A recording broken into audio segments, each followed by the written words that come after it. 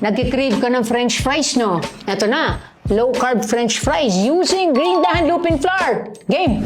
Alright, so ito ang kailangan nating ingredients. Hot water, coconut flour, Parmesan cheese, lupin flour, and xanthan gum.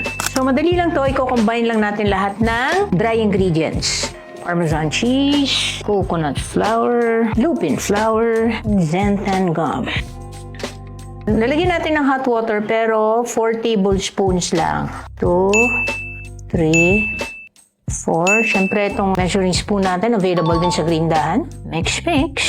Okay, so ganito talaga texture nito ha. Medyo may laban ha. Then, ipa-flatten na natin to using this. Hinagyan ko lang siya ng extra halo kasi parang hindi ko siya masyadong namasa kanina. Tatansayin nyo na kung gaano yung gusto kanipis yung fries nyo. I think this is about the right thickness. Yan, medyo matrabaho lang to. Pero, at least, wala kayong ginamit dito na fries.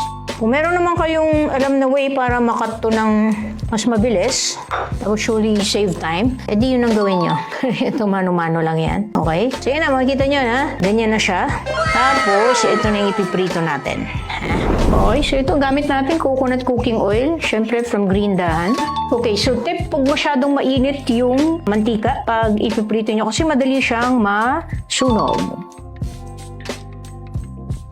Ang bango.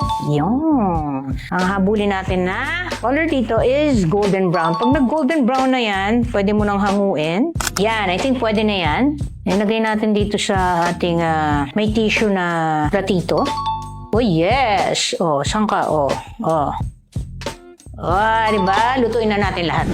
Okay, so ito na yung french fries natin. Siyempre, bakante to kasi lalagyan natin ng ketchup yan. Pero, budburan muna natin ng konting pink salt yan. O, diba? Ganyan. Tapos, syempre kailangan natin ng sauce dito or dip. Ito yun, no?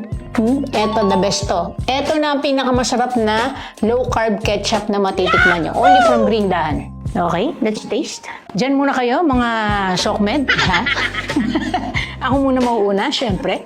Meron din kami palang french fries sa, sa cafe namin. Pero syempre, iba yon. Medyo high-end ng ingredients nun. Pero ito kung sa bahay nyo lang naman gagawin, nag-crave kayo ng ganitong food or french fries specifically, pwede nyo gawin to. Madali lang to. Yummy. Saan ka pa? Sino nagsabing hindi tayo pwede mag-french fries sa low carb?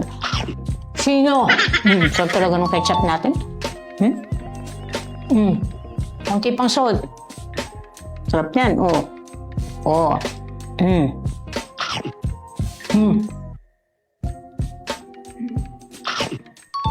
Sarap. Magdadala dyan yung ketchup nyo.